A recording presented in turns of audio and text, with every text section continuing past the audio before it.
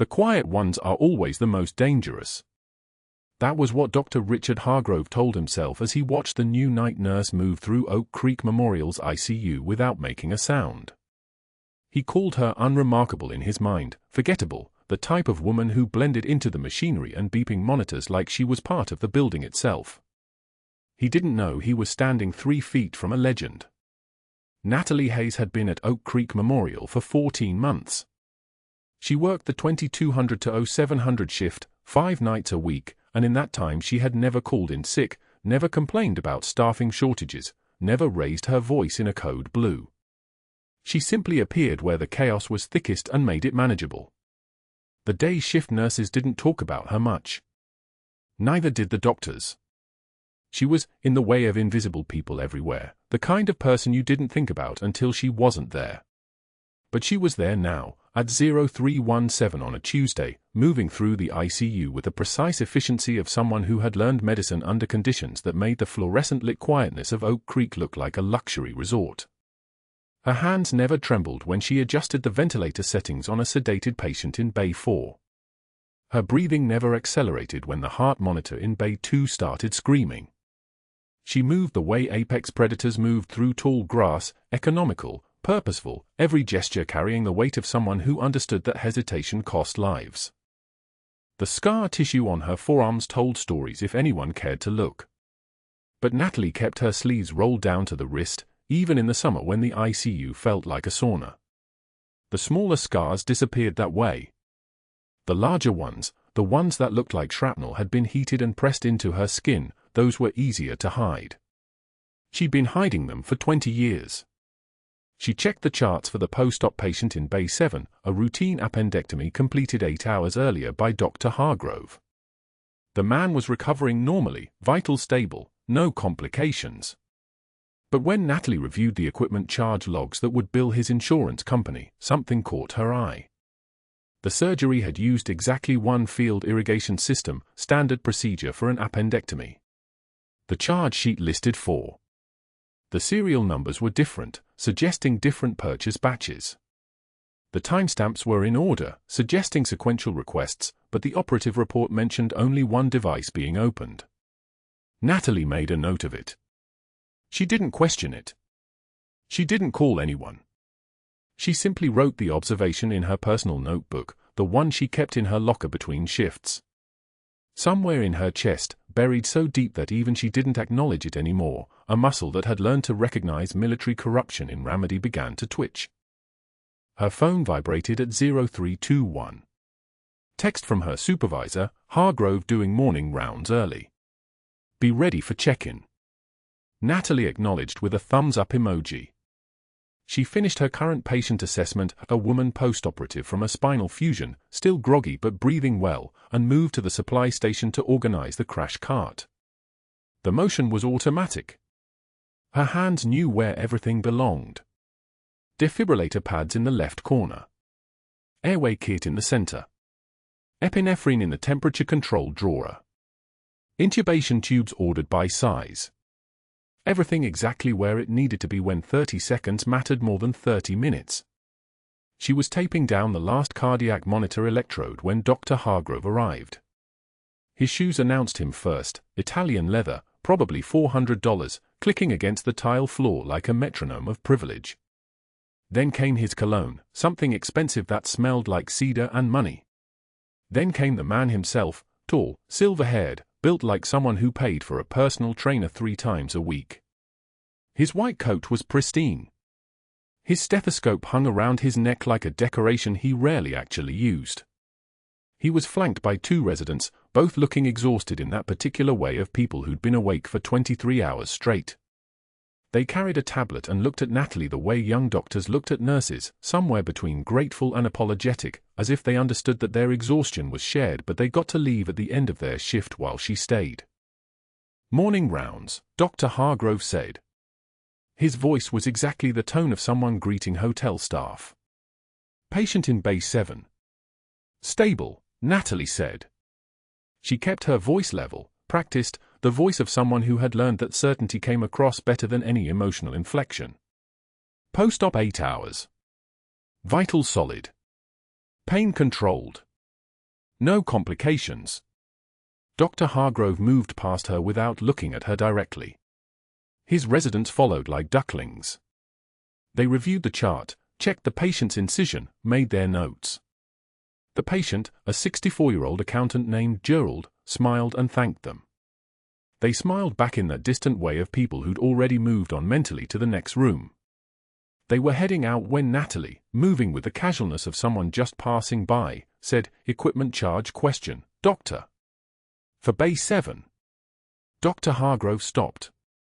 His head turned like an owl's, smooth, predatory, the full weight of his attention suddenly focused. "Question?" "The post-op sheet lists for field irrigation systems," Natalie said. She kept her hands moving, checking the monitor on the patient in Bay 8, appearing to be focused on her work. "The operative report mentions 1. I wanted to confirm before the bills go out." Silence. The fluorescent lights hummed their electric hymn. Somewhere down the corridor, a ventilator wheezed. The attending physician in Bay 6 coughed twice. The silence stretched out, became almost visible, became a third presence in the room. Dr. Hargrove's smile didn't reach his eyes. "Insurance coding is handled by our billing department," he said. His voice was warm, conversational, the voice of a man explaining something simple to someone who should have already known it. "Not a nursing concern." "Of course," Natalie said. "Just wanted to flag it." "Flagged," he said. He turned and left, his residents hurrying after him. But she heard it in his voice. The moment he decided something. The instant calculation of threat assessment. She'd seen him process information the way a chess player processes the board after an unexpected move. He'd seen something in her question that he didn't like. Not anger, not yet. Just the beginning of something else, recognition that this quiet nurse with steady hands had noticed something he'd preferred to remain unnoticed. Natalie continued checking her patients. At 0334, she was in the break room getting coffee when her phone buzzed again. An email notification. "Dr. Richard Hargrove has requested your personnel file." She didn't react. She poured the coffee, which tasted like it had been brewing since midnight and had reached some kind of philosophical resignation to its own bitterness. She added cream. She sat at the small table where the night shift staff gathered between crises, and she read the email 3 times. By 0400, she understood what he was doing. She didn't know him yet, not really, but she recognized the pattern. She'd seen military commanders use the same tactic: identify the threat, control the narrative, poison the environment before the threat could define itself. He would call her references. He would spin whatever story he needed to spin. He would make her a liability before she could become a problem. She finished her coffee. She made a note in her personal notebook. She returned to the ICU and spent the next 3 hours doing what she'd trained to do her entire adult life, saving the lives of people who would never know how close to the edge some of them had actually come. At 0647, a code blue came through. Bay 3. The patient, a 72-year-old woman recovering from heart surgery, a ventricular fibrillation event that sent the monitor into a wild, disorganized shriek. Natalie was there before the code team was called, her hands already moving. She placed the patient on her back. Applied the defibrillator pads. Charged the machine. 300 joules. The woman's body arched once. Natalie checked the monitor. Still fibrillating. Medication time. 1 milligram of epinephrine, for push. Resume CPR. The resident did compressions while Natalie managed the airway, checking oxygen saturation, watching the monitors the way a hunter watches prey. By the time the code team arrived, the patient was already showing signs of response. The monitor was beginning to stabilize. By the time the attending cardiologist made it to the bay, looking ready to take over, the patient had achieved return of spontaneous circulation. Sinus rhythm. Clear, organized, the reassuring beep of a heart willing to keep beating. Good work, the cardiologist said. He was looking at the resident, who had done the compressions. Natalie was already moving to the next task. Documenting. Checking vitals. informing the family that their mother had made it through, that the surgery team would want to do some additional testing. She moved the way someone moves who had done this exact sequence of events 1,000 times before, in tents without electricity, in hums under fire, in places where competence was the only thing standing between an open casket and a soldier coming home to their family. She didn't notice Dr. Hargrove watching her from the hallway. His arms were crossed. His face was very still. When their eyes met for just a fraction of a second, her checking the room, him evaluating what he'd just witnessed, something shifted in his expression. Not respect. Something colder than that. Recognition that this woman with the quiet voice and the steady hands was far more than she appeared. But there was something else in his face too. Fear. The kind of fear that a man experiencing feels when he realizes he's made a terrible miscalculation about his opponent. Natalie looked away first. She returned to her paperwork. The ICU settled back into its background symphony of machines and pain and survival. And in his mind, Dr. Hargrove was already making calls. The nurses' station at Oak Creek Memorial occupied the nerve center of the surgical recovery wing, all institutional gray and fluorescent glare, and Dr. Hargrove waited there until Natalie finished checking Mrs. Chen's post-operative vitals. He stood with his arms crossed, his white coat pristine, watching her approach with the patience of a predator who'd already chosen his moment. When she reached the counter to chart her notes, his voice cut across the space, loud enough to carry to the patient rooms beyond, low enough that it sounded almost reasonable. "Nurse Hayes, a word." She turned. He didn't ask. It wasn't a request.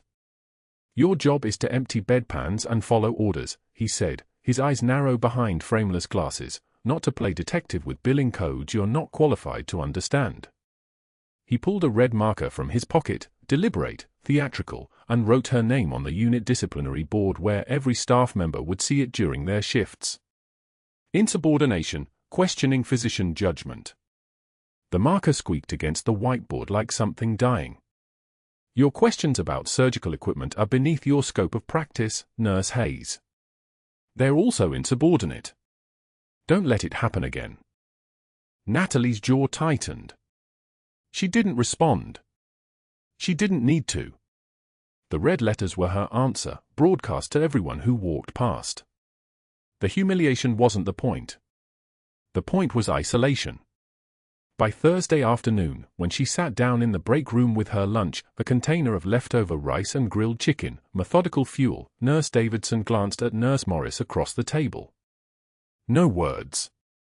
Just a look. Both of them gathered their food and moved to the table by the window, leaving Natalie at a 4-seat table with 3 empty chairs. The message was audible in its silence. On Friday, the same thing happened. And again on Saturday. But the real strike came on Saturday night, after a 12-hour double shift that left her muscles aching with a fatigue that went deeper than physical exhaustion. She was restocking the medication cart in the hallway outside room 341 when Hargrove appeared, his movements too casual, his timing too perfect. He'd been waiting. She knew the signature of a planned ambush, it moved with intention even when it pretended to be coincidence. "Your work is barely competent, Hayes," he said, his voice low and surgical, meant for her ears alone. "You're here because we're short-staffed, not because you're qualified. Let's be clear about that." Natalie's hand stilled on the medication vials. Around her, the hallway hummed with the mechanical rhythm of ventilators and 4 pumps, the steady beep of cardiac monitors keeping time. She'd heard insults before, worse ones, sharper ones, delivered by people who wanted to see her break. In Ramadi, a battalion commander had screamed at her for 10 straight minutes because she couldn't save a 19-year-old lance corporal fast enough. In Kandahar, she'd been threatened with court-martial for refusing an order that would have left a wounded civilian to die. She knew exactly what it felt like when authority tried to hammer you flat. But this was different. This wasn't about her competence. This was about fear. Dr. Hargrove was afraid of what she'd seen. She turned to face him, and for one moment, just one, something shifted behind her sternum. The exhaustion, the isolation, the weight of 20 years spent carrying a secret that couldn't be spoken, the knowledge that everything she'd survived was reduced to barely competent because she couldn't explain it. One tear escaped, tracking down her cheek without permission. She didn't try to hide it. She let him see it, then wiped it away slowly, deliberately, without breaking eye contact. "I've seen what competence costs, Dr. Hargrove," she said quietly, each word a measured strike. "Some of us paid in ways you'll never understand." The hallway went silent. Even the monitors seemed to pause. His jaw tightened because something in her voice suggested she wasn't talking about nursing school. Something in the way she said it, the weight of experience compressing into 8 words, made him understand, for just a second, that he'd miscalculated. Then the moment collapsed. His face hardened into something colder. "Clean out your locker," he said, and walked away. But that wasn't where it ended. That wasn't the worst part.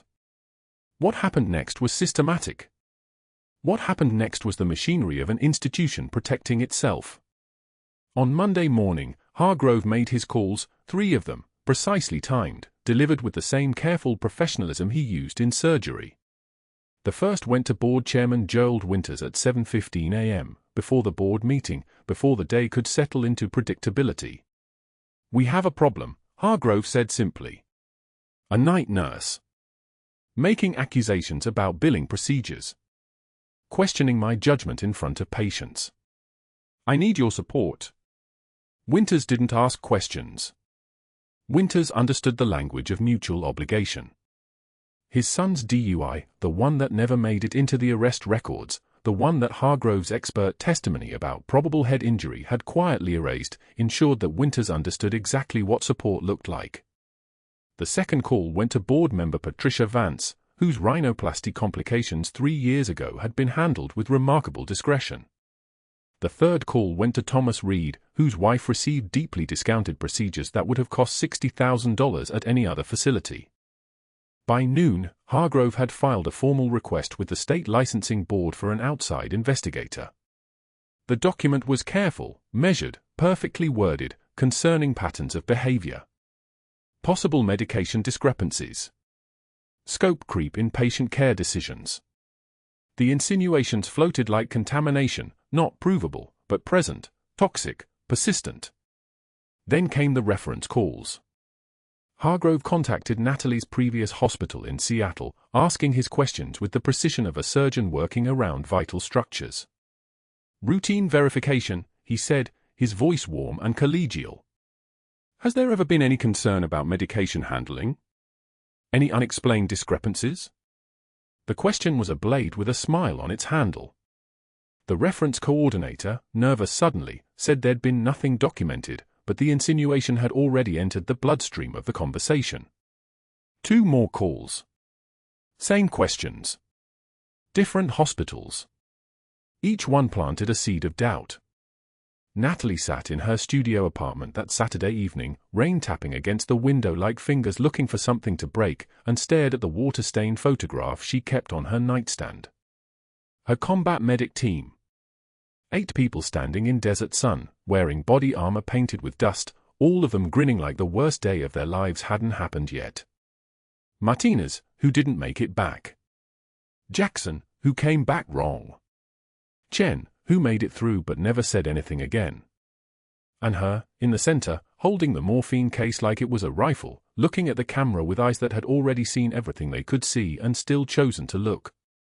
The problem was simple: she couldn't defend herself with the truth. Senior Chief Petty Officer Hayes didn't exist anymore. Naval Intelligence had ordered her to disappear after the Ramadi Black Ops extraction went sideways, after the building collapsed with 6 insurgents and 2 friendly personnel inside, after she'd held a femoral artery closed for 40 minutes under sniper fire while the world fell apart around her. The operation was classified at a level that erased official existence. Her records had been purged. Her medical credentials had been reissued under a civilian name. Officially, she was a nurse named Natalie Hayes with a standard RN credential and no military background whatsoever. If she tried to explain, if she tried to defend herself with the truth, she would confirm the worst thing Naval Intelligence had asked her to do: reveal the operation. Admit the extraction. Break the seal on something that had been buried so deep that even the Pentagon pretended it never happened. The rain continued, hammering the window now with real force, and Natalie understood what was happening. She understood it the way she'd understood ambushes in Kandahar, the way she'd understood the subtle shift in a patient's breathing that meant septic shock was coming, the way she'd understood all the small signs that meant the world was about to pivot on its axis. Hargrove was going to force her out. He was going to dismantle her life, brick by brick, until she had nothing left but this photograph and a pair of combat boots in the bottom of her locker that she hadn't been able to throw away for 20 years. She pressed her hand against the window. The glass was cold. Rain slicked the exterior, running down in rivulets that caught the streetlight like tears on a face too tired to stop them. The question wasn't whether Hargrove would succeed. The question was whether she could afford to let him.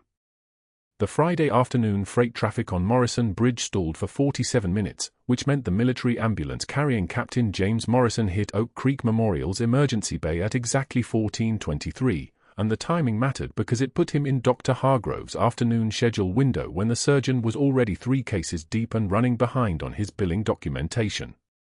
The ambulance doors opened with a pneumatic hiss, and 2 Army medics wheeled Morrison through the receiving area on a stretcher, his right leg wrapped in compression bandages from knee to ankle, the compartment syndrome markers already documented in his transfer file, a clean injury from a training exercise at Fort Lewis, shrapnel embedded in the lateral calf, routine surgical removal planned for day 1. Full recovery expected in 8 weeks. Hargrove had specifically requested this case the moment he saw the military coverage codes. Army Rangers meant federal funding, meant nobody asking questions about equipment charges, meant a surgical fee that would clear $9,000 before the first stitch came out. The receiving nurse checked Morrison in at 14:31, and his paperwork moved through the hospital's digital system like every other routine admission, except for one detail that existed in a separate classified addendum that required military credentials to access. Morrison had specifically requested Dr. Hargrove as chief surgeon. Not the surgical team. Not the hospital's trauma division. Hargrove personally. The request was flagged in red, which meant it had come through official channels, which meant someone in Morrison's chain of command had made a direct appeal, which meant this wasn't just routine follow-up care. But nobody at Oak Creek Memorial knew any of this except the hospital administrator who filed the request in a locked drawer, and Hargrove himself, who saw only the prestige of a military officer specifically requesting his expertise. The surgery happened at 16:15 and took exactly 48 minutes. Hargrove worked with clean precision, he always did, removing the shrapnel fragments through a 3-inch lateral incision, debriding the damaged muscle tissue with a scalpel that moved like he'd been trained in this exact procedure 10,000 times, which he had. The operative notes would later list the equipment used: standard orthopedic trays, a single Bovie unit, light suction, basic closure supplies. The billing statement, however, would include $18,400 in specialized compartment pressure monitoring systems that were never opened, never used, never necessary for the procedure, equipment that existed as line items only, kicked back to the medical supply company that paid Hargrove exactly 42% of that total, which was how he'd accumulated his 6-figure annual supplement to his already impressive surgeon salary. The numbers had a rhythm he'd perfected over 7 years. The bigger the military case, the more elaborate the phantom charges, the safer they seemed hidden inside legitimate surgical complexity. Morrison came out of anesthesia at 17:03 in post-op recovery, the sutures holding firm, the leg properly elevated on a gel-pack pillow, pain management already flowing through and fall line at a rate that would keep him comfortable but alert. The post-op nurse, not Natalie, someone from the day shift, stayed with him for the standard 90 minutes of recovery observation, checked his vitals every 15 minutes, confirmed his disorientation was clearing appropriately, and handed off to the ICU team at 18:45 with a full report: vitals stable, pain controlled, no complications, cleared for night shift observation. Morrison would spend 1 night under monitoring for standard post-operative protocol, then move to a regular surgical floor for 3 more nights before discharge, then back to Fort Lewis for physical therapy and clearance to return to active duty. The night shift at Oak Creek Memorial began at 7 p.m., and Natalie clocked in at 18:11, the employee badge making its soft mechanical click as she swiped through the secure door to the ICU prep station. The charge nurse, Patricia handed her the assignment board at 19:15, 6 patients tonight, 2 in post-op recovery, 1 in intensive observation, 3 in ongoing management. One of the post-op cases was Morrison, Captain James Morrison, Army Ranger, right lower extremity surgical repair. Dr. Hargrove is attending, pain-controlled, stable vitals, no anticipated complications. Natalie nodded and took the note cards, her eyes moving across the medical history and vital sign trends with the automatic efficiency of someone who'd read 10,000 charts like this one. She didn't notice anything unusual about Morrison's case. Nothing stood out. Nothing flagged her professional instincts as wrong. She started with the other post-op patient, Mrs. Chen, 73, hip replacement, recovering well, needed wound site checks and pain assessment. Natalie moved through the assessment with a quiet efficiency she'd perfected over 8 years at Oak Creek Memorial, checking the surgical site without unnecessarily exposing it, assessing pain without leading questions, adjusting the flow rate based on objective observation rather than patient complaint. 34 minutes and the Chen assessment was complete. Then she moved to Morrison's room at 21:27, because Morrison was stable and Chen had been the priority, because post-op protocol meant checking stable patients every 2 hours unless complications emerged, because Natalie followed protocol exactly as written, which was how she'd survived 20 years of working in environments where deviation meant death. She knocked before entering Morrison's room, always did, even when she knew the room was occupied only by a sedated or sleeping patient, because protocol was protocol and respect was respect and nobody had ever taught her to cut corners on either. The light in Morrison's room was dimmed to 40%, which he'd requested during his post-op intake, and he was awake in the bed, his eyes tracking the cardiac monitor display on the wall to his left, his body positioned with his right leg elevated on the gel pack, the full line running clear into his left wrist. When she opened the door, his head turned. Not slowly. Immediately. Like he'd been waiting for someone specific. Captain Morrison, Natalie said, keeping her voice low, the standard ICU whisper that didn't disturb other patients in adjacent rooms. I'm Nurse Hayes. I'll be monitoring you tonight. She approached the bed from the left side, avoiding the surgical leg, her hands already in the opening position to check his full line and pulse before he could respond. Her movements had a rhythm to them, gloved hands, practiced efficiency, the kind of automatic competence that came from having done this exact task thousands of times. Hayes, Morrison said, and his voice was low too, but his eyes didn't move away from her face. Not for a second. They tracked her like she was something he needed to see clearly, like the room's dim lighting wasn't quite enough and he was trying to read her by some other method. His jaw worked slightly, the kind of small muscle movement that happened when someone was processing something that didn't quite make sense. Do I know you? He asked. Natalie's hands paused. Not visibly. Not the kind of pause that someone untrained would have noticed. Just a fraction of a second, a microsecond where the small muscles in her fingers stopped moving, where her breathing adjusted by half an increment. Then she continued her assessment, checking the foresight for any signs of infiltration, noting the catheter gauge and the fluid level. No, sir, she said, and her voice remained perfectly steady, the professional neutral tone she used with every patient. But her hands paused for just a fraction of a second. Not visibly. Just enough for her own muscle memory to register the question, to register something about the way he was looking at her. She checked his blood pressure manually, wrapping the cuff around his left arm with the mechanical efficiency of someone who could do this blindfolded. 128/72. Stable. Not elevated despite what should have been pain from post-operative tissue trauma. She noted it on his chart and checked the pain medication flow rate, morphine at 2 mg per hour via 4-PCA, patient-controlled analgesia button within his right hand reach. He hadn't pushed it much. The chart showed 3 button presses in the 4 hours since post-op recovery, which meant either his pain tolerance was exceptional or his pain level was lower than typical for this procedure. You're sure? Morrison asked, and there was something in his voice now, not accusation, not yet, but the quality of someone who didn't quite believe her answer, who was running some calculation in his head based on information she wasn't providing. Natalie met his eyes for exactly 1 second. 1 full second. long enough to register something in his expression, recognition, maybe, or the shadow of something he thought he recognized but couldn't quite place. His eyes were dark green, the kind that held light oddly, and there was a faint scar through his left eyebrow, the kind of scar that came from impact trauma, sharp edges, something that had cut deep and healed rough. She'd seen scars like that before. On different faces, in different time zones, in different lives that didn't exist anymore. "I'm sure," she said, and she turned away before he could ask another question, before the weight of his recognition could settle into something heavier, something that would require explanation. She adjusted his gel pack, checked that his call button was in reach, and documented her assessment on a chart: vital stable, pain controlled, circulation intact, no complications noted. Everything by protocol.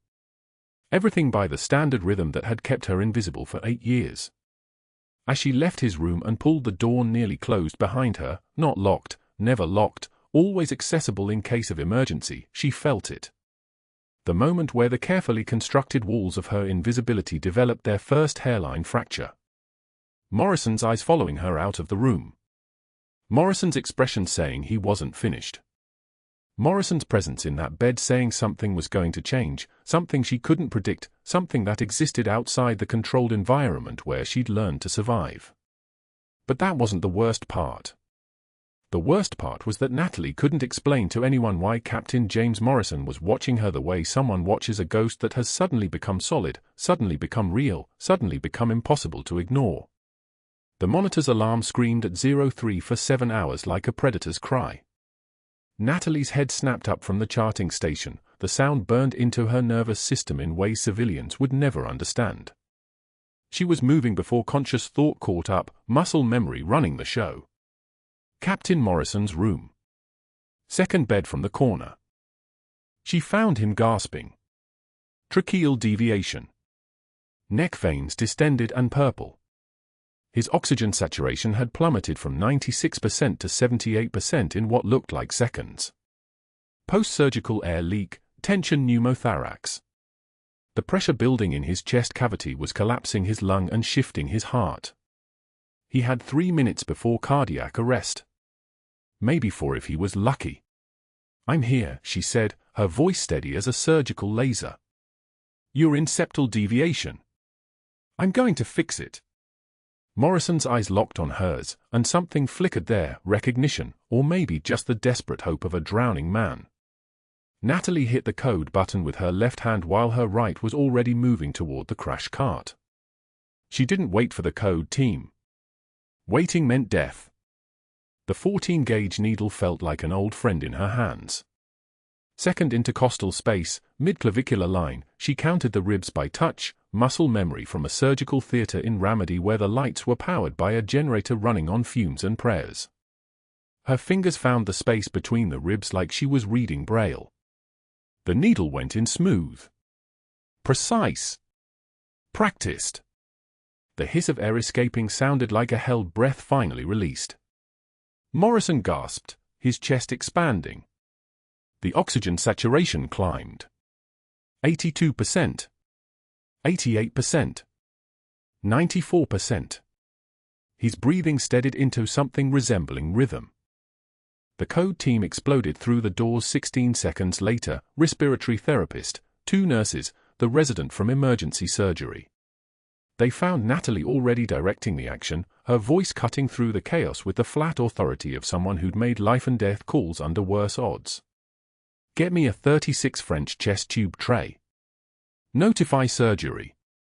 This patient needs a thoracostomy." The words came out like commands, not requests. Like a senior officer, not a night nurse. Dr. Hargrove arrived in the doorway still holding his car keys, Mercedes fob catching the fluorescent light. His body went still. He watched Natalie's hands moving across Morrison's chest, not hesitant, not checking protocol, not second-guessing herself. He watched her count ribs like she'd counted them 1,000 times before. He watched her read the patient's responses with the certainty of someone who'd done this procedure in conditions that would have broken most people. His eyes narrowed to slits. By 0 for 15 hours, Morrison was stable and headed to the OR for a proper chest tube placement. Natalie finished her charting, her handwriting steady as granite, and clocked out at 0700. She drove home through Portland's pre-dawn streets, the city still asleep, and didn't feel the weight until she was sitting on her apartment's ratty couch with a cup of coffee that had gone lukewarm. Hargrove knew. He knew she'd done this before. He knew her hands carried a kind of knowledge that didn't match a night nurse's credentials. And if he dug far enough into what she really was, he might find the edges of something classified. Something that would expose the Ramadi operation. Something that would break the terms of her disappearance. By 0900 hours, Natalie was sitting in a conference room on the third floor with an investigator from the State Licensing Board, 2 hospital board members she'd never seen before, and Administrator Karen Walsh, whose hands were shaking. "Miss Hayes," the investigator began, his voice carrying the practiced certainty of a bureaucrat who'd never been wrong and never would be. "We've received multiple reports of scope of practice violations. Specifically, last night you performed needle decompression on Captain Morrison without physician authorization." Natalie's jaw clenched exactly once. That was all. That procedure, the investigator continued, falls under advanced emergency medicine. It's outside nursing scope regardless of the outcome. The question is whether you understood that when you performed it. The board member on the left, older guy, expensive suit, watched her with the flat effect of a man who'd already decided. Hargrove had already paid them. She could read it in the angle of their shoulders. "He was dying," Natalie said. Her voice came out level. 3 minutes until cardiac arrest. And yet you didn't wait for a physician. The investigator made a note. You didn't call for immediate supervision. You took independent action based on your own assessment. Natalie opened her mouth. She could explain. She could say that she'd been a combat medic, that she'd performed field thoracostomies under fire, that needle decompression was something she could do in her sleep.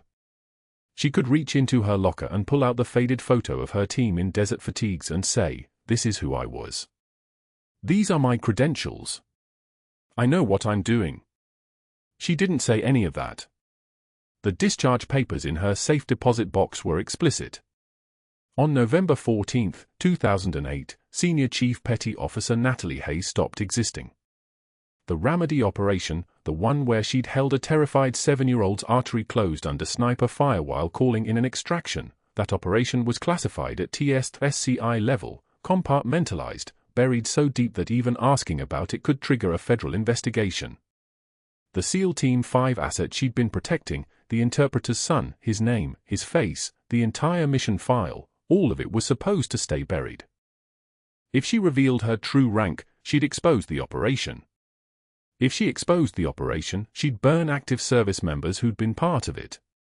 Marines and Navy guys still running operations who trusted that the old protocols held. "I understand your concern," Natalie said quietly.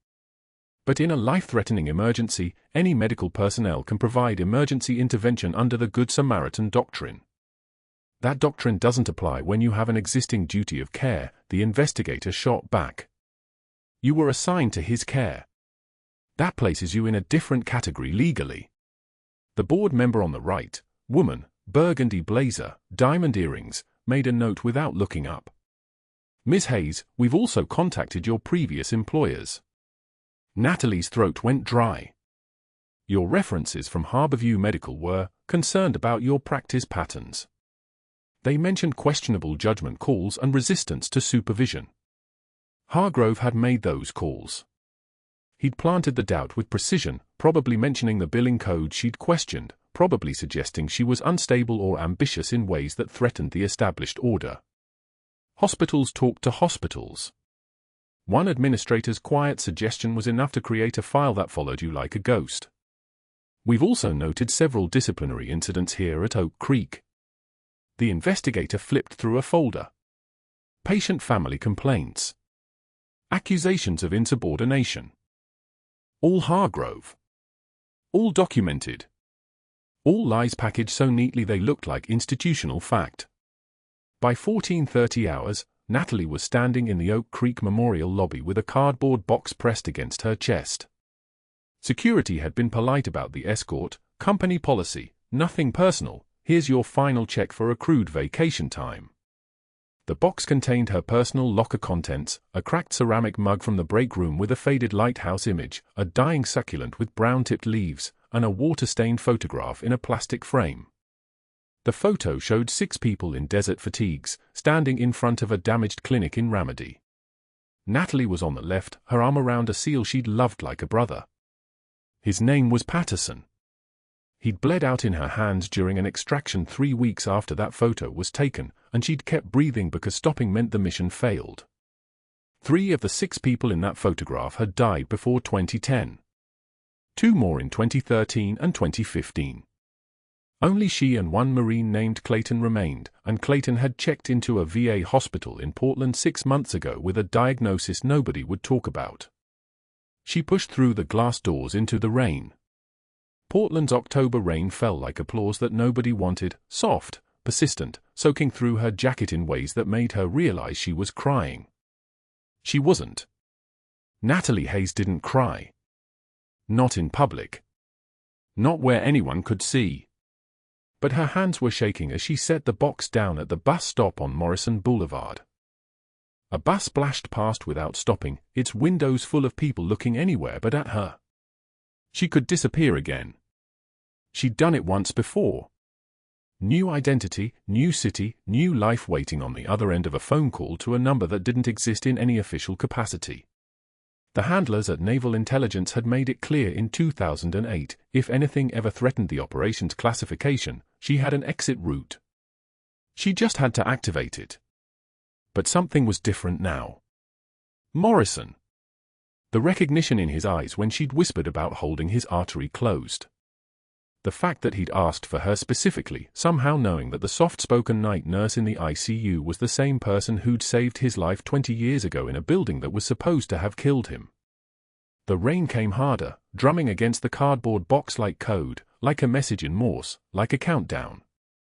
30 seconds. That's all it took for her phone to vibrate. Unknown number. She almost didn't answer. She almost let it go to voicemail and erased her number from existence for the second time. She answered. Senior Chief, a voice said on the other end. Male. Military clipped. This is Captain James Morrison. I need you to stay available. Something's about to happen that changes everything. The phone call came through at 08 for 7 hours on a Tuesday, and Natalie recognized Dr. Hargrove's voice before he spoke her name. It was the tone she'd learned to identify, the one reserved for people he'd already decided to destroy. He was calling her references. All of them. The nursing director at Swedish Medical Center who'd written her a letter of recommendation 7 years ago. The charge nurse from her first job in Seattle who'd known her for 15 years. The clinical educator who'd praised her trauma assessment skills. Each conversation followed the same script, Hargrove's voice smooth as oil, his words carefully chosen, his insinuations precise. Drug diversion. Suspicious patterns. Gaps in her documentation. Missing narcotics. Nothing he could prove. Everything he could suggest. By noon, her phone had started ringing. The nursing director calling back, voice strained. Natalie, I need to ask you directly, have you ever diverted medication? The clinical educator emailing, I may have been too enthusiastic in my recommendation. Can you clarify your employment history? People she'd worked beside for years were suddenly treating her like a stranger wearing a mask. It wasn't a request for information. It was a coordinated campaign, and Natalie recognized the architecture immediately, the precision, the timing, the way each call arrived just as the previous one finished. Hargrove had learned something crucial that morning when he watched her perform the needle decompression at 03 for 7 hours. He'd seen her hands move with a certainty that no bedside nurse could possess.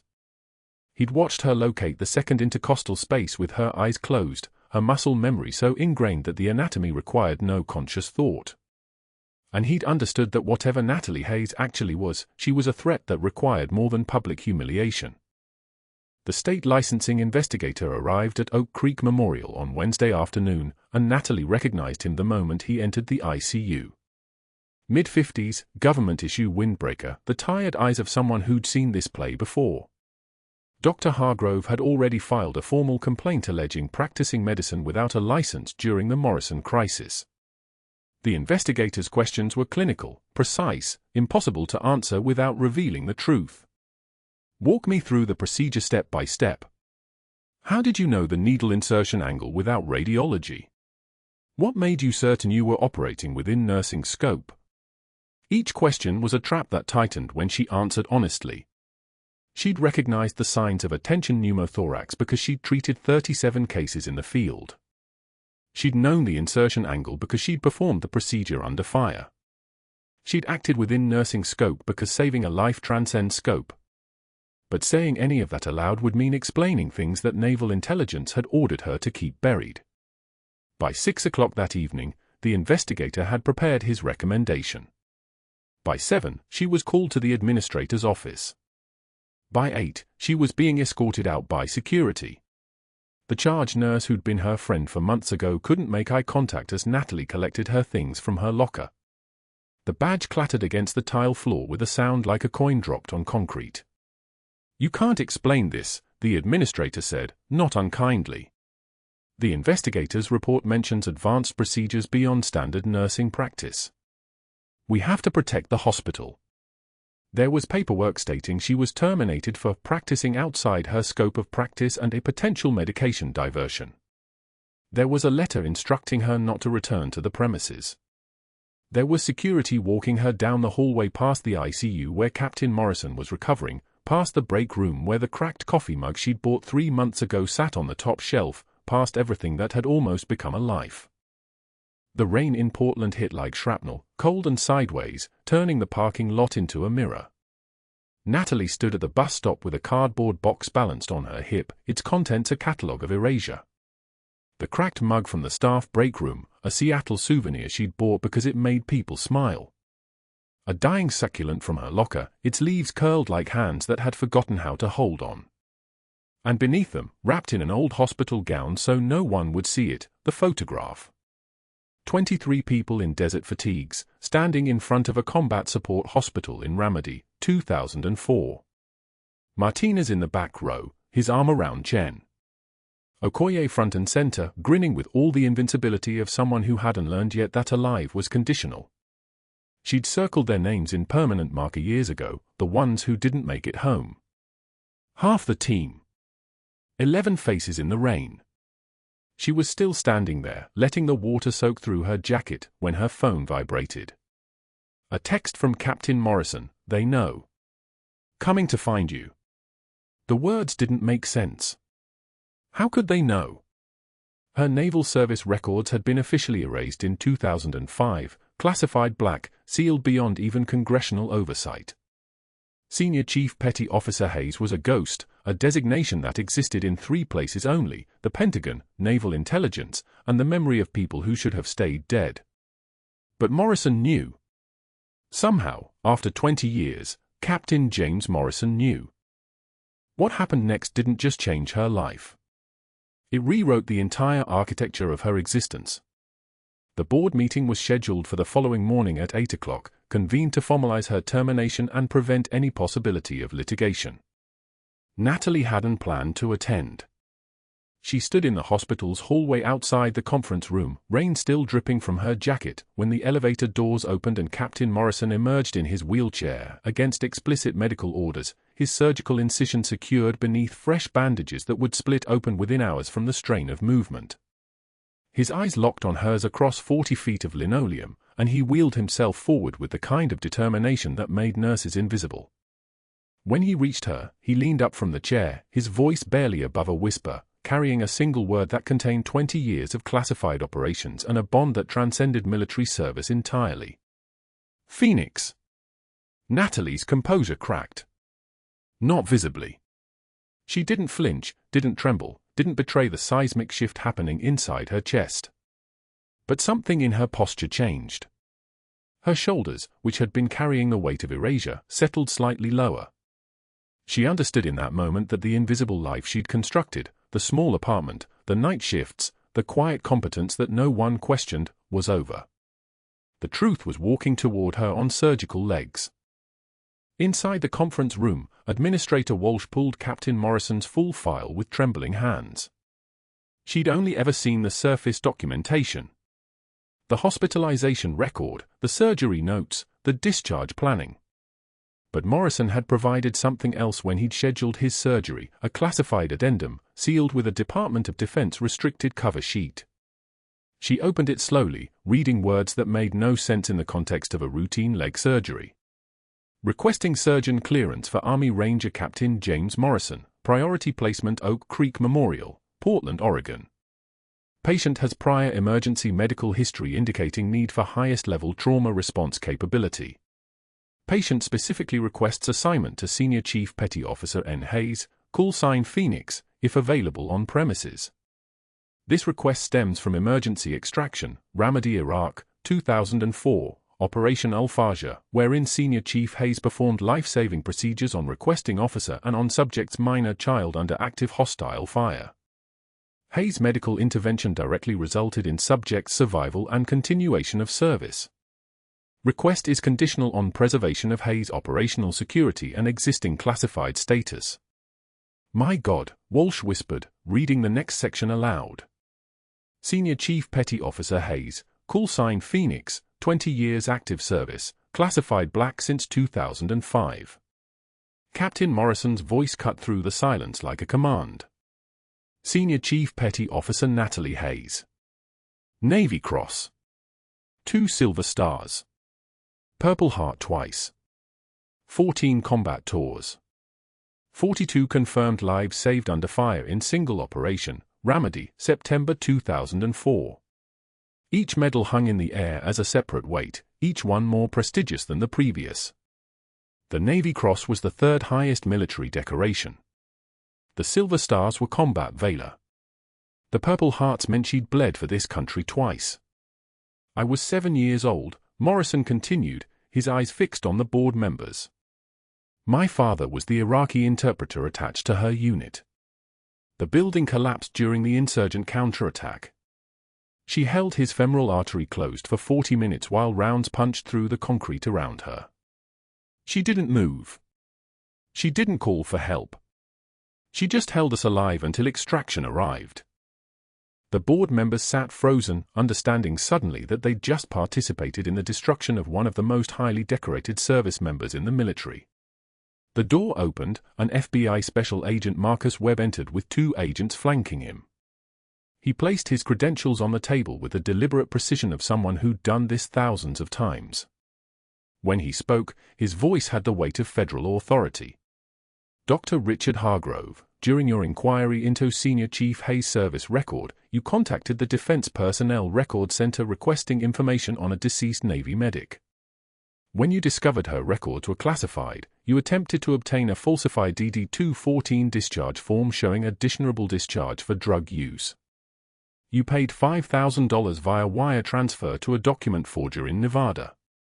You then communicated with Board Chairman Winters to coordinate the timing of her termination hearing.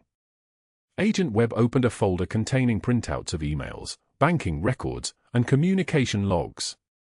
Your words were, once she's fired and her credibility destroyed, nobody will believe her claims about the bills.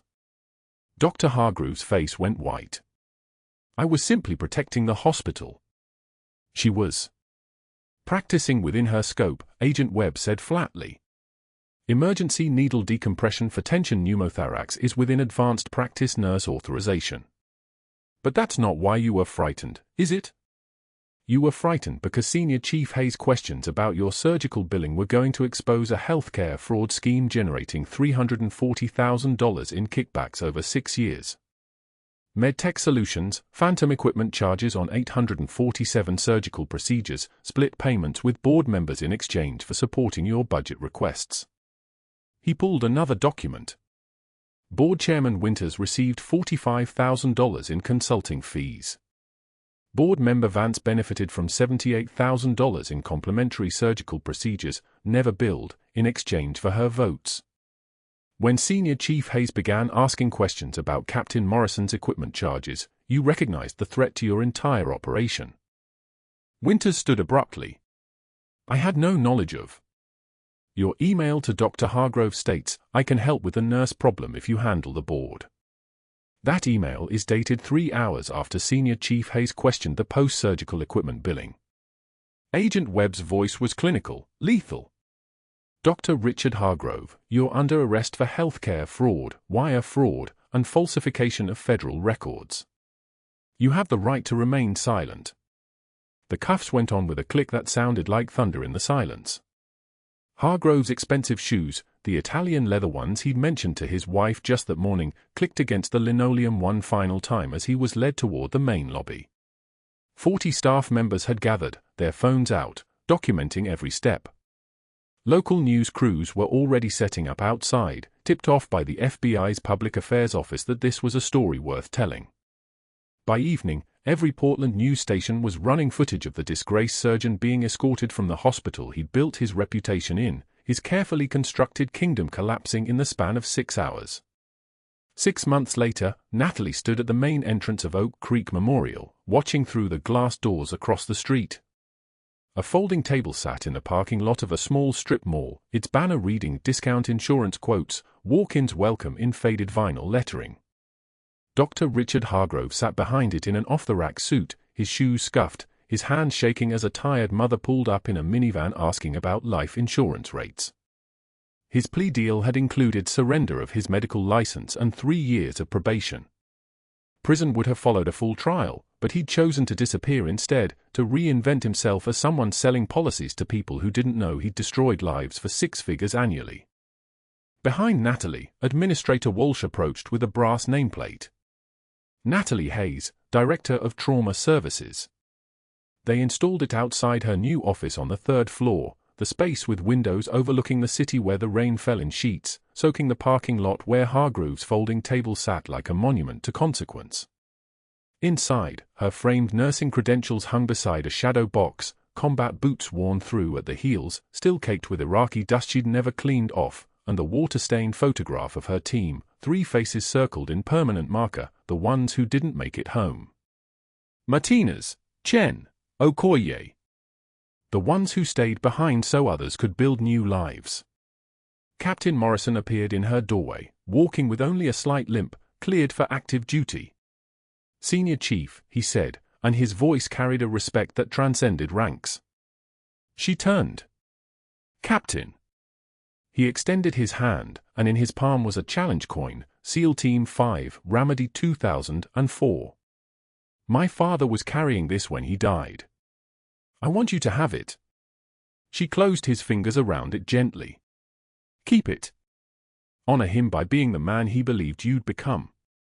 Morrison's eyes reflected light like water, and he turned back toward the hallway without another word, understanding that some acknowledgments transcend speech.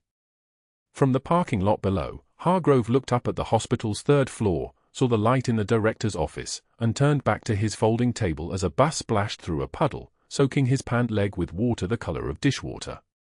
Inside her office, Natalie opened the first file of her new role, a proposal to train civilian nurses in combat casualty care protocols, a systematic way to share the knowledge that had cost her everything and saved her nothing until now. She wrote a single sentence at the bottom: "You do not need a badge or a gun to be a warrior." If you found this story powerful, subscribe now for more tales of quiet strength and hidden sacrifice. These stories matter, the ones about people nobody's looking at, doing extraordinary things in the dark. Like and comment if you've ever been underestimated by someone who didn't know your real history. And tell me, would you have walked away, or would you have stayed and helped? That question is where heroism actually lives.